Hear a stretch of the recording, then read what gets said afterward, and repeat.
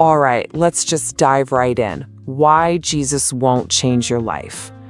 I know, that's a pretty bold title. It might even make you a little uncomfortable.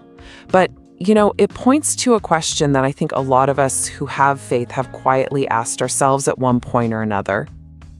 So welcome. I'm glad you're here. Have you ever been in that place, praying for something, anything to change? You're holding on to your faith with everything you've got, but the situation or the feeling or the struggle, it just doesn't move. It's incredibly frustrating, and honestly, it can feel really lonely. Today, we're going to get into that feeling. You see, it's that gap between what we believe and what we're actually experiencing that we're going to tackle first. We're told this powerful, amazing promise: Jesus will change your life. But then what happens when you look around at your own life and it just doesn't seem to add up? And when that disconnect gets big enough, the questions we ask ourselves can be just brutal. We start to turn it inward, right? Is it me? Am I not faithful enough? What am I doing wrong here? And if that goes on long enough, the doubt gets bigger and it can become, is this whole faith thing even real?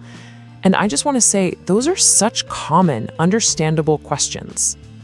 A lot of that internal blame comes from, I think, a fundamental misunderstanding of how faith really works. So let's talk about this idea that faith isn't magic. We kind of need to deconstruct this popular but ultimately incomplete just believe mindset. And here's the heart of it. So often, we can accidentally treat faith like it's some kind of magical formula. But it's not a spell you cast to get what you want, and it's definitely not a button you push for an instant fix. This expectation that our belief, all by itself, is going to automatically solve our problems, that's one of the biggest hurdles to real change. And you can really see this in two different views of faith. On the one side, you've got what you might call a passive faith. This is all about waiting for something to happen, hoping for change, wishing things were different. But then on the other side, there's active faith. And this is all about participating, choosing, and doing. One is kind of like sitting in the bleachers, watching the game. The other is being on the field, with the ball in your hands. So, if the answer is this active faith, what's the missing piece that makes it all click? Well, this is where things get really fascinating, because modern psychology and ancient scripture, believe it or not, point to the exact same powerful truth. From a psychological standpoint, it's really clear. Belief without a corresponding action almost never creates meaningful change. I mean, you can believe with all your heart that you want to be a more patient person, but if you don't actually practice being patient when you're stuck in traffic, well, nothing really changes. It's our habits and our actions that steer our lives. And what's so incredible is that this isn't some new age idea. Thousands of years ago, Scripture was teaching the very same principle. In the book of James, it's put so bluntly: faith by itself, if it is not accompanied by action, is dead. Wow. I mean, it couldn't be more direct. It's not saying faith is useless, it's saying it's incomplete. It's like having a car engine without any gas. All the potential is there, but it needs something to actually make it go.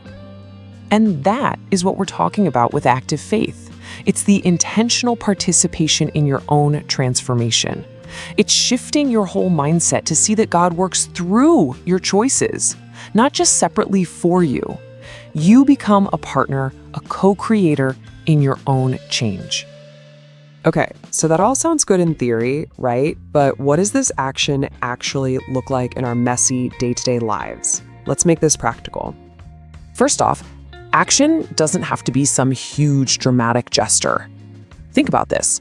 One of the most powerful actions is to choose to forgive someone who's hurt you, especially when they haven't said they're sorry. That's not a feeling that just happens to you. That is a conscious, difficult choice. That's an action. Or maybe it's choosing to help someone when it's just really not a good time for you. It's easy to be generous when it costs you nothing, but an act of faith often means a little bit of a sacrifice of your time, your energy, or even just your comfort. And sometimes the action is totally internal. It's finding the courage to speak your truth, with kindness, even when your voice is shaking and every part of you just wants to stay quiet and avoid conflict. That kind of honesty is a profound act of faith. And maybe the very first action is the simplest one of all. It's just being completely 100% honest with yourself and with God in prayer, to finally stop pretending you have it all together and just admit your doubts, your fears, your anger. That kind of vulnerability, that is a powerful, powerful place to start. And here is the beautiful part. These small actions, they start to create their own momentum. It begins with just one small choice that lines up with your faith. Then, that real-world action reinforces your belief that, hey, maybe change is possible. And that creates this positive feedback loop, this spiritual and psychological snowball effect that builds towards bigger and bigger transformation.